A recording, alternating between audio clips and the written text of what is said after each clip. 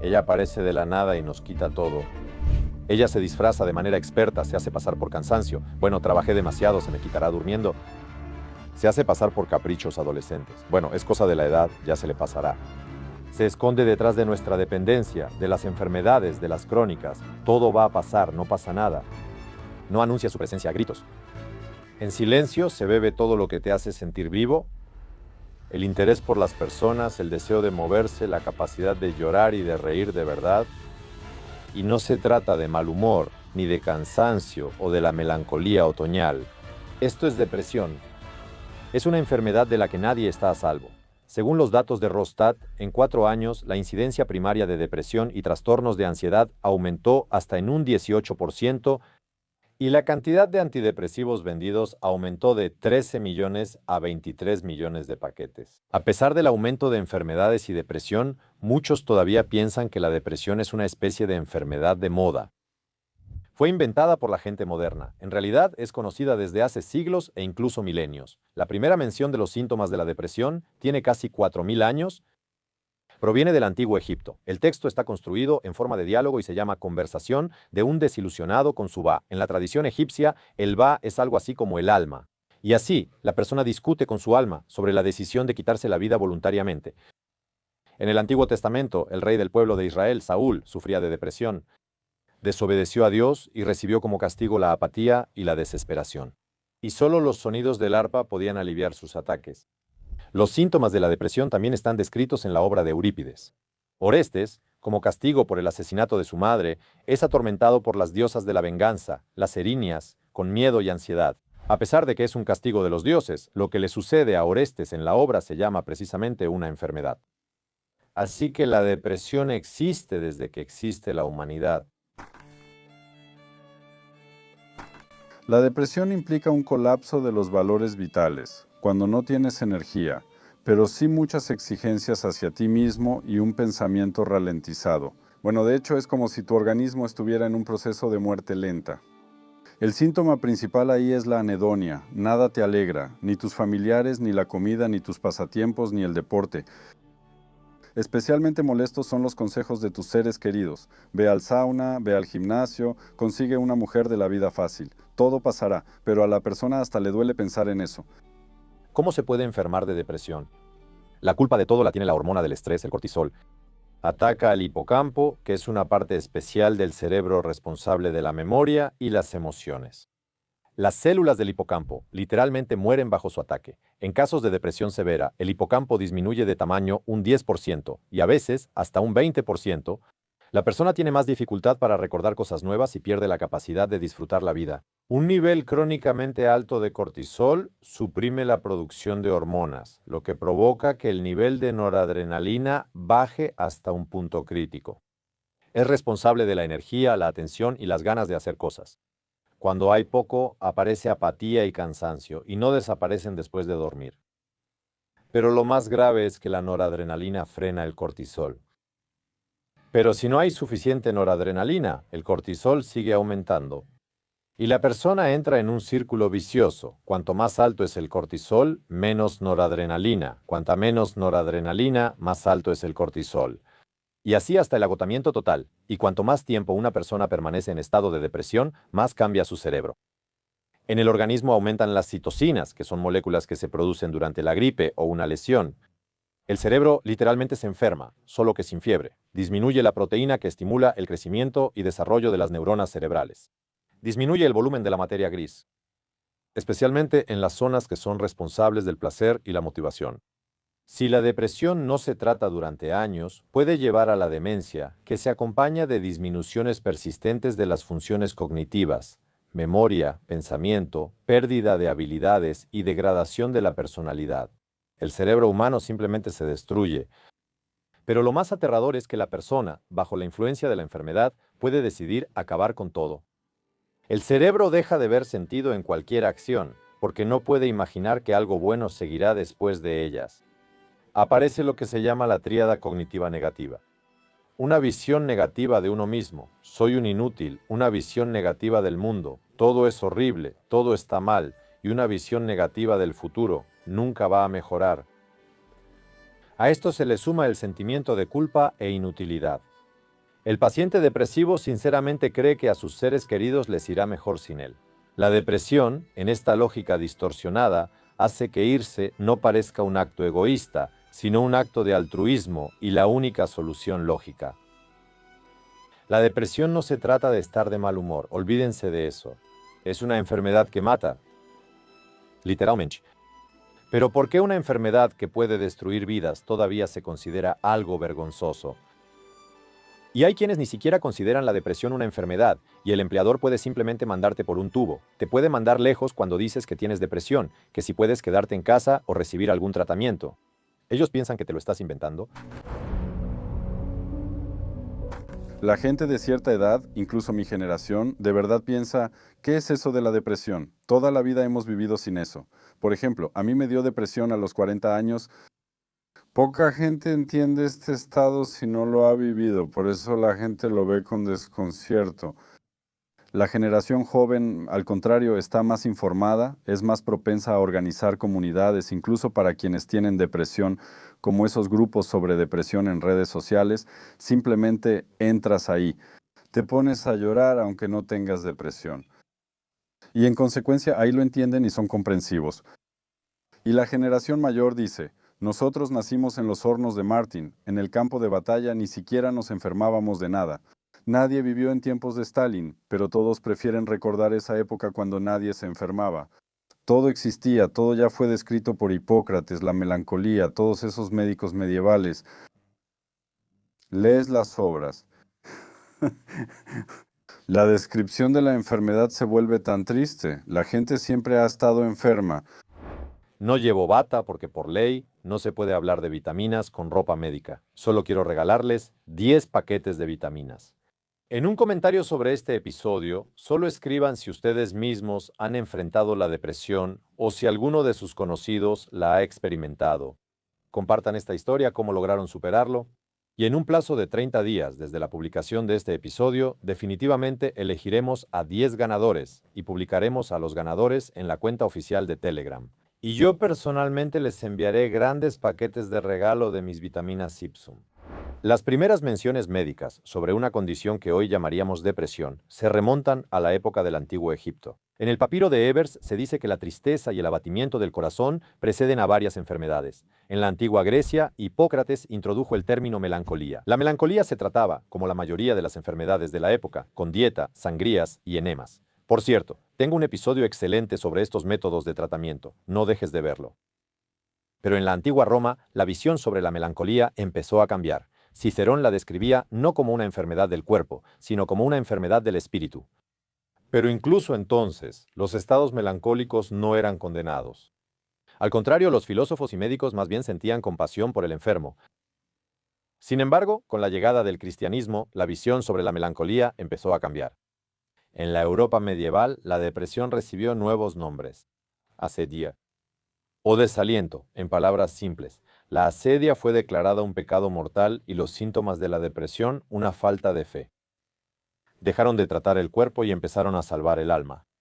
Salvaban con oración, trabajo, ayuno y arrepentimiento. A veces, a una persona con depresión la tomaban por poseída por demonios y le realizaban un exorcismo. El rito era tan cruel que a menudo terminaba con la muerte del paciente. En ese entonces simplemente lo consideraban así, pensaban que los demonios habían ganado y ahí terminaba todo. Fue precisamente en la Edad Media cuando la depresión empezó a considerarse algo vergonzoso y dejó de verse como una enfermedad. Además del aspecto histórico, existen también factores sociales. ¿Con qué frecuencia han escuchado, o tal vez incluso dicho, la frase «¿los hombres no lloran»? Personalmente, la escuché más de una vez en mi infancia y todavía la sigo escuchando. Los niños que crecieron bajo esa idea, al final, no saben expresar sus emociones. Esto lleva a una tristeza crónica y, como consecuencia, a la depresión. Los sentimientos reprimidos no desaparecen sin dejar rastro, se acumulan y encuentran salida en forma de agresión, enfermedades psicosomáticas o hábitos dañinos, como por ejemplo el alcoholismo. Y todo esto puede llevar a problemas cardíacos.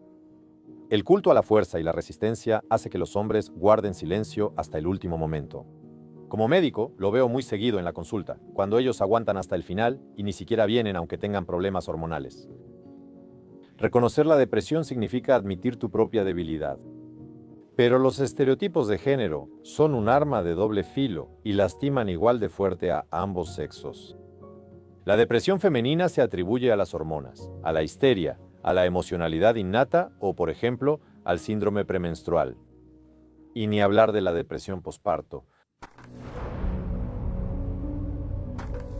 Según mis observaciones, cuando se trata de depresión, a una mujer con depresión suelen compadecerla más seguido, porque se les tolera más la emotividad o tal vez cierta falta de realización cuando hay que dejar la profesión, dedicarse a los hijos o algo así. Y desde el punto de vista de la depresión, de verdad existen estereotipos de que los hombres deben superar todo, que el estrés los hace más fuertes, que vayan y tomen vodka, todos esos consejos tontos. Y además da pena ir con el psiquiatra. Las mujeres son de alguna manera más propensas a buscar ayuda. Estadísticamente, ellas tienen depresión con más frecuencia. Si una de cada 5 personas se enfrenta a la depresión a lo largo de su vida, entonces el 30% de las mujeres y el 15% de los hombres entran en esa estadística. Es decir, ellas acuden al especialista con sus problemas el doble de veces. Las mujeres, de hecho, sufren de depresión el doble de veces que los hombres. El factor principal de la depresión femenina son las fluctuaciones hormonales relacionadas con los cambios bruscos en los niveles de estrógeno, que es una hormona, y de progesterona durante el ciclo menstrual. Esto también ocurre durante el embarazo y el periodo posparto. Se considera que la depresión posparto afecta aproximadamente del 10 al 20% de las mujeres, pero estas cifras, sinceramente, varían mucho dependiendo del país, la cultura y el nivel de ingresos. Pero, aún así, más de la mitad de los casos quedan sin diagnosticar. ¿Cuál es la naturaleza de la depresión posparto? Durante el embarazo, los niveles de estrógeno y progesterona aumentan de 100 a 1000 veces en comparación con el estado habitual en el que se encuentra la mujer. Después del parto, ese nivel cae drásticamente. El estrógeno afecta a muchos sistemas, modula los receptores de serotonina, la transmisión de dopamina y el funcionamiento del sistema GABA. Cuando su nivel baja, todo ese ajuste fino se descompone. Y la progesterona actúa como un tranquilizante natural. Durante el embarazo, ayuda a la mujer a mantenerse tranquila. También reduce la ansiedad, adapta el cerebro para la gestación, pero no solo hay factores biológicos detrás de la depresión posparto. El papel principal lo juegan los factores sociales, la falta de ayuda, la falta de apoyo familiar y las dificultades económicas. Es notable que la depresión posparto en los hombres ocurre en el 4% de los casos. La depresión posparto es un fenómeno muy interesante. Cuando aparentemente la felicidad de la maternidad está aquí, con este hijo tan esperado, pero la mujer llega incluso a sentir odio hacia el niño, no puede verlo, no puede alimentarlo, la función principal de la madre. Y de repente resulta que la madre no está muy dispuesta a cumplir con sus deberes maternales. A menudo se debe a desacuerdos durante el embarazo. O el hombre simplemente se va, renuncia a sus funciones parentales, o hay reclamos por parte de los familiares. Son diferentes historias y para algunos incluso llega hasta la vergüenza. La depresión posparto siempre tiene un conjunto de causas, pero la predisposición genética juega un papel significativo.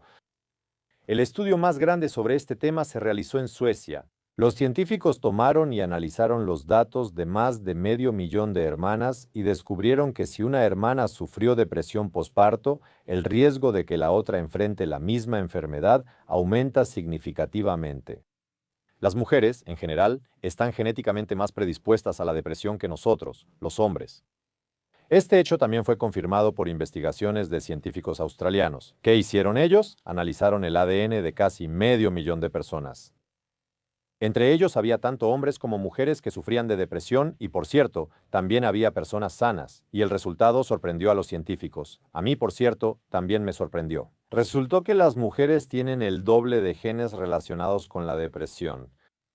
En relación con esto, los científicos suponen que en el futuro aparecerán diferentes métodos para tratar la depresión en mujeres y hombres. La historia de la medicina ya conocía periodos en los que la depresión femenina se trataba de manera diferente a la masculina. Sin embargo, eso no terminó nada bien.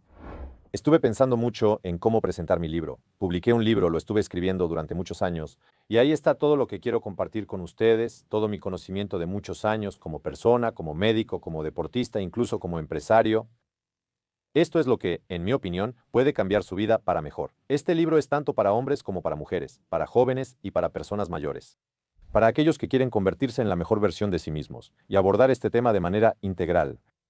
Aquí está todo lo que, en mi opinión, cada persona debe saber sobre su propio organismo, tanto desde el punto de vista de la bioquímica como de la fisiología y la psicología. He puesto todo esto en este trabajo fundamental y estoy muy orgulloso de ello. He dedicado este libro a mi abuela, que ya no está con nosotros, y con orgullo lo presento para su consideración. Dejaré el enlace a este libro debajo de este video. Hay algo interesante también, que en el antiguo Egipto, por ejemplo, se asociaban síntomas muy parecidos a los de la depresión en la mujer. Eso es irritabilidad, problemas de concentración o llanto fácil junto con el movimiento espontáneo del útero. Los egipcios creían seriamente que el útero podía desprenderse y empezar a vagar por el cuerpo. Y si llegaba a la cabeza, la mujer podía volverse loca. Para tratar esto, la parte afectada de la mujer era ahumada. La depresión se trataba con inciensos para atraer el útero de regreso a su lugar. Y para prevenir la irritabilidad y la tristeza, adivina qué recomendaban: sexo. Los antiguos griegos abordaban la cuestión de manera más sistemática. Hipócrates introdujo el término histeria y estableció la relación entre los trastornos mentales femeninos, incluida la depresión, y el útero. Él creía que si una mujer no daba a luz durante mucho tiempo, el útero comenzaba a vagar por el cuerpo. Si empieza a presionar el corazón durante mucho tiempo, esto provoca ansiedad, y si llega al cerebro, entonces aparece la locura. El único tratamiento era casarse y tener relaciones sexuales. Algunos filósofos proponían tratar la melancolía uterina con el método de Dionisio, es decir, con orgías y vino. En la Edad Media, todos reflexionaron y todo cambió drásticamente cuando la influencia de la Iglesia se hizo más fuerte. Una mujer que lloraba constantemente estaba apática o presentaba comportamientos extraños. Se la consideraba poseída o una bruja. La histeria fue renombrada como posesión demoníaca y los sacerdotes expulsaban demonios del útero con oraciones especiales. Si eso no ayudaba, la mujer era enviada a la hoguera como bruja. En la época del Renacimiento, Paracelso declaró que la histeria no era una posesión demoníaca, sino una enfermedad mental. Eso fue un gran avance. Empezaron a tratarla con sanguijuelas y ventosas que colocaban en la parte baja del abdomen. En esa misma época notaron una tendencia. La histeria era más común entre las mujeres de la alta sociedad. El siglo XIX fue la época dorada de la histeria. Según los médicos de la era victoriana, la lista de síntomas de la histeria incluía insomnio, pérdida de apetito, nerviosismo, irritabilidad, cambios de humor e intentos de sobrevivir. Admitan que se parece mucho a los síntomas de la depresión. Este diagnóstico se le daba a una de cada dos mujeres que por alguna razón no satisfacía a su esposo o al médico. Ofrecían diferentes tratamientos. El primero era con masajes vaginales. El problema era que hacer el masaje con las manos resultaba agotador, especialmente cuando había muchas pacientes. Y en 1882, el médico británico Joseph Mortimer Granville inventó un aparato que hacía este trabajo más rápido y de manera más eficiente. Este fue el primer vibrador eléctrico, así es, lo adivinaste. La segunda opción es el tratamiento con reposo. A la paciente la encerraban durante varios meses en un sanatorio, completamente aislada del mundo exterior, sin permitirle leer, escribir ni realizar ninguna actividad mental. Y la alimentaban a la fuerza con comida grasosa, como a un ganso. Cuando preparan foie gras, ni siquiera le permitían darse la vuelta en la cama, y después de un tiempo, la mujer se volvía dócil, y, ya dócil y obediente, le aplicaban ese mismo masaje. Los esposos enviaban a sus esposas a ese tipo de tratamiento para controlar a las histéricas, a veces las mujeres pasaban hasta medio año en las clínicas. La tercera opción es la más aterradora y peligrosa, la cirugía. A la mujer podían quitarle el clítoris, los ovarios, podían cauterizar o cortar el cuello uterino o introducir bolitas de mercurio en la vagina. Todo esto se consideraba una práctica médica normal. Sí, por terrible que parezca hoy en día, así se estudiaba. A finales del siglo XIX y principios del XX. Un joven médico vienés, Sigmund Freud, llegó a la conclusión de que la histeria es una enfermedad mental y que es causada por deseos reprimidos, traumas infantiles o conflictos internos. Freud creó la teoría de la conversión. Él creía que los problemas psicológicos pueden manifestarse como síntomas físicos. Así nació el psicoanálisis. La histeria dejó de tratarse con masajes y cirugía y empezó a tratarse con conversaciones. Para los años 30, el tratamiento quirúrgico de la histeria fue completamente condenado por la medicina y surgió una oposición masiva. La Primera y la Segunda Guerra Mundial demostraron que los hombres también pueden sufrir de histeria, es decir, experimentar apatía. Ellos también pueden perder el interés por la vida, sentir culpa, experimentar una sensación de desesperanza y tener recuerdos obsesivos sobre el trauma. Los veteranos que regresaron de las guerras sufrían de depresión y síndrome postraumático. Y la moda, si se puede decir así, de la histeria pasó. Y para 1980, el diagnóstico de histeria dejó de existir por completo. En general, la histeria en ese tiempo era, por así decirlo, un diagnóstico de moda. Sí, la medicina está influenciada por las tendencias, a pesar de que se basa en un enfoque científico riguroso, pues, lamentablemente, tenemos lo que tenemos. La moda en la medicina puede manifestarse en los enfoques para el diagnóstico, por ejemplo, en el tratamiento e incluso en la popularización de ciertos, digamos, medicamentos de moda e incluso enfermedades. También existe y existió la moda de la depresión. ¿Recuerdan que a principios de los 2000 los adolescentes se dividían en emos, góticos y punks? A mí me tocó esa época. Yo también lo recuerdo perfectamente. Cada subcultura tenía su propia estética, su propia música, su propia forma de protesta. Para los emos, los estados depresivos no eran un diagnóstico, sino una forma de autoexpresión. Siento dolor, por lo tanto existo. A los emos los reemplazaron los drainers. El negro se volvió simplemente negro, sin mechones rosas. La música se volvió más oscura, más lenta. Hace poco estaban los que llamaban Dead Inside. Sentir dejó de estar de moda. Está de moda no sentir nada. La depresión, la ansiedad y el trastorno bipolar dejaron de ser enfermedades y se volvieron accesorios. Y por supuesto, cuando ya no hay nada con qué identificarse, algunos se inventan diagnósticos. Tengo depresión. El diagnóstico de trastorno bipolar está muy de moda, porque la mitad de Hollywood tiene trastorno bipolar, trastorno límite de la personalidad y alguna otra cosa, y ellos lo andan discutiendo. Tienen sus propias comunidades y todo lo demás. Todo lo nuevo es algo viejo bien olvidado. La moda de la depresión no es algo innovador. En la época del Renacimiento, el filósofo y humanista italiano Marsilio Ficino cambió la percepción sobre la melancolía. En su tratado Tres libros sobre la vida, él desarrolló todo un arte de vivir para las personas dedicadas al trabajo intelectual. Según él, los filósofos, poetas y artistas están condenados a la melancolía. Y esta dolencia no es una maldición, sino el precio de la genialidad. La idea cayó en terreno fértil. Desde finales del siglo XV, la moda de la melancolía comenzó a extenderse por toda Europa. En la música, su principal exponente fue el compositor inglés John Dowland. Su obra está impregnada de la estética de la melancolía, que se convirtió en parte del Código Cultural Nacional de Inglaterra.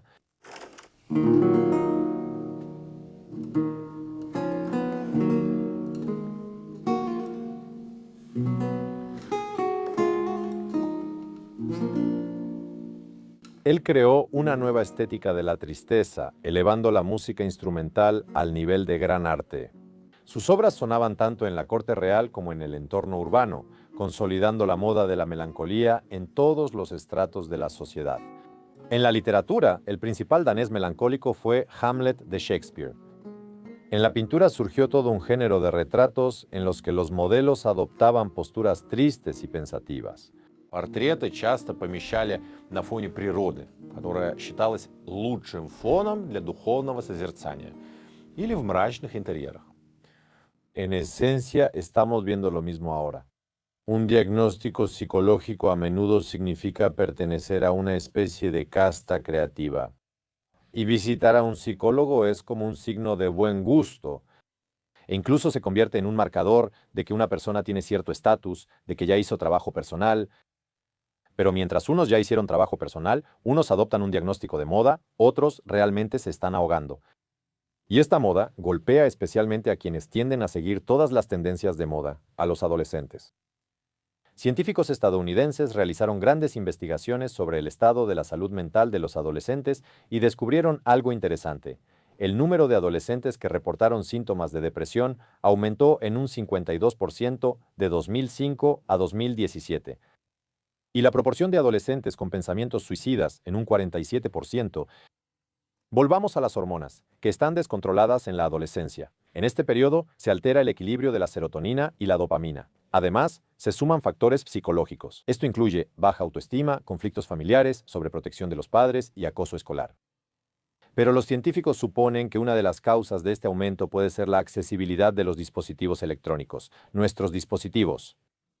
En 2015, el 92% de los adolescentes estadounidenses ya tenían teléfonos inteligentes. Investigaciones británicas. Científicos británicos descubrieron un dato muy interesante. Resultó que publicar diariamente tiene un mayor impacto en la salud mental que simplemente desplazarse por el feed. Los adolescentes son realmente la categoría más vulnerable. En este periodo, el equilibrio de serotonina y dopamina se ve alterado, la salud mental se ve afectada, están pasando por una reestructuración hormonal y estableciendo contactos sociales. En este momento deben decidir a qué se van a dedicar profesionalmente. Poco a poco comienza la búsqueda de pareja, el primer enamoramiento que generalmente es desafortunado. Una transformación corporal bastante trágica, cuando a pocos les gustaba su propio cuerpo. Seamos honestos, en la adolescencia todos esos granos interminables, la voz que cambia, todo eso es horrible.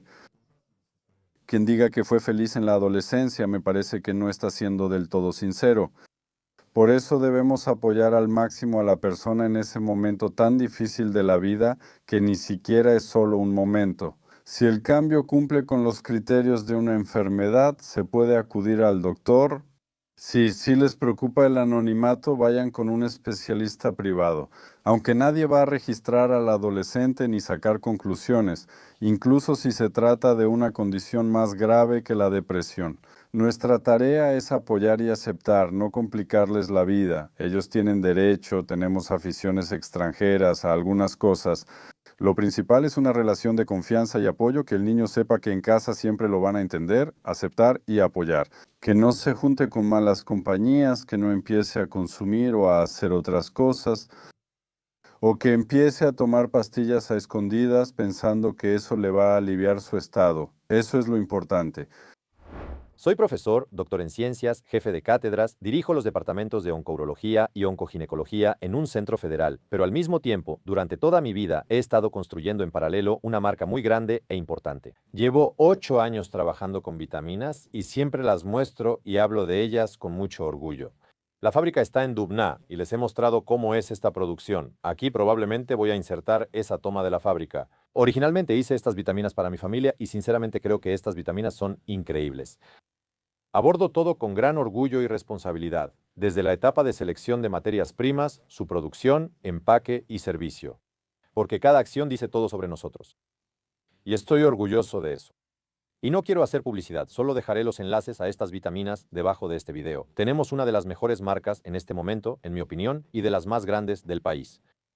Y me siento especialmente orgulloso de que esta marca haya sido creada, se produzca y exista en nuestro país. La depresión puede hacerse pasar simplemente por la adolescencia. También puede manifestarse como enfermedades físicas. Según las estadísticas, del 7 al 30% de los pacientes que se tratan con médicos generales, cardiólogos, gastroenterólogos y con nosotros los urólogos y andrólogos, en realidad sufren de depresión enmascarada. La principal característica de la depresión oculta es la queja constante sobre la salud. Hoy duele el corazón, mañana duele la cabeza, pasado mañana duele el estómago. El paciente va de médico en médico, se hace análisis, constantemente se hace ultrasonidos o resonancias magnéticas. Y los doctores se encogen de hombros, todo está bien con usted. Entonces la persona empieza a tratarse sola, porque los doctores son unos tontos. Toma pastillas para la presión, para el dolor de espalda, para el estómago. A veces esto dura años, especialmente si encuentra a un doctor que con gusto le ayuda a tratarse por dinero. La sexualidad y el deseo prácticamente desaparecen. Los pacientes explican esto por el cansancio, el estrés, la edad. Pero el problema no está en el cuerpo, sino en el cerebro, que dejó de producir las señales necesarias. El síntoma más tardío, pero el más preocupante. La persona se vuelve olvidadiza. Olvida reuniones, fechas, promesas. Pero el problema no es el olvido, sino la depresión que destruye el funcionamiento del hipocampo. ¿Cómo qué enfermedades puede presentarse la depresión? Vamos a pensarlo. La opción más común es el síndrome de intestino irritable. La persona se queja de dolor abdominal. Lo atormentan el estreñimiento. Y además periódicamente se alternan con diarreas. Él tiene náuseas constantes, acidez y distensión abdominal. El segundo escenario más común es un problema con el corazón. Taquicardia, el corazón late rápido, hay subidas y bajadas de presión, dolor en el pecho. El dolor puede ser de diferentes tipos: opresivo, punzante, ardiente. Lo tercero son las enfermedades del sistema nervioso. Dolores de cabeza, dolores musculares, neuralgia intercostal, tics nerviosos, entumecimiento de las extremidades, sensaciones extrañas de hormigueo en el cuerpo. Lo cuarto son los trastornos del sueño y del apetito. Aproximadamente la mitad de los pacientes con depresión enmascarada sufren de insomnio o, por el contrario, de somnolencia constante. Todo el día quiere dormir. El apetito, por cierto, puede desaparecer por completo, o por el contrario, puede volverse incontrolable y uno tiene ganas de comer todo el tiempo. Editor Kulakova, por lo general, Acuden al médico general ya sea con quejas específicas, si hay problemas cardíacos, dificultad para respirar, hinchazón, algo más. Él ve que el corazón no es suficiente, el motor no da para más. Y aquí hay problemas de carácter general: debilidad, disminución del apetito, duermo mal, todo me irrita. Y de fondo hay mucho reproche hacia uno mismo, ese sentimiento de culpa. ¿Cómo es posible que yo, que era tan fuerte, ahora no pueda ni levantarme de la cama, ni trabajar siquiera 10 minutos? Ayúdenme, por favor. ¿Por qué tengo tanta astenia, apatía? Es importante no caer en un exceso de diagnósticos. Solo revisen las cosas generales. Tal vez un endocrinólogo debería revisar las hormonas para no pasar por alto alguna deficiencia. En general, hay que enviarlo con un psiquiatra, pero aquí la persona ya empieza a resistirse, empieza a gritar: ¿acaso estoy loco? ¿Van a dejarme como un vegetal? ¿Me van a poner en el registro? Si la depresión aún no lo ha llevado al límite, la probabilidad de que vaya es muy baja. Por cierto, los médicos muy a menudo tratan la depresión recetando medicamentos inadecuados que, en esencia, solo actúan sobre los síntomas. Por ejemplo, la baja libido, aunque los niveles de testosterona sean normales pero bajos, la compensan con grandes dosis de testosterona y dicen que todo el problema es la testosterona. Es malo tratar la depresión solo aumentando la testosterona. Y también es malo tratar la testosterona baja con medicamentos para la depresión. Por eso, lo más importante es entender bien la situación. Solo la terapia y los antidepresivos pueden ayudar con la depresión. La psicoterapia enseña al cerebro nuevas formas de pensar. El tiempo y el apoyo permiten que las redes neuronales se reorganicen. Y los antidepresivos restauran el equilibrio de los neurotransmisores. Pero la humanidad tardó mucho en llegar a este descubrimiento. Imaginen un mundo donde la depresión se trata con electrochoques. Por cierto, tuve un episodio sobre este tema, les recomiendo verlo. Ese es el mundo antes de los antidepresivos. En ese mundo simplemente no había medicamentos que actuaran realmente sobre los mecanismos de la depresión. Los primeros antidepresivos aparecieron a mediados del siglo pasado, y de hecho fue completamente por casualidad. En 1951, un grupo de voluntarios probó nuevos medicamentos contra la tuberculosis: isoniazida y iproniazida. Contra la tuberculosis, los medicamentos resultaron ser ineficaces. Pero los médicos empezaron a notar euforia y un aumento de energía en los pacientes. Esto llamó la atención de la comunidad médica mundial. Y al cabo de un año, el psiquiatra francés Jean Delay fue el primero en informar oficialmente que la iproniazida ayuda con la depresión. Un año después, los médicos estadounidenses Max Lurie y Gary Seltzer confirmaron que en el 60% de los casos el medicamento realmente funciona. Así nació la primera clase de antidepresivos, los inhibidores de la monoaminooxidasa.